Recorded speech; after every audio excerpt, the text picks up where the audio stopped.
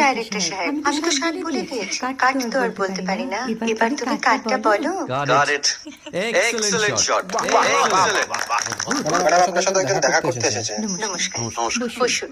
আপনার জন্য আমি চেক বইটা নিয়ে এসেছি ম্যাডাম। কি যেন নাম আপনার ডিরেক্টর সাহেব? পিনাকি মুখোটি। মুখুটি বাবু, আমি ভুতুরিয়া বাবুর কাছ থেকে পরে চেক নিয়ে নেব।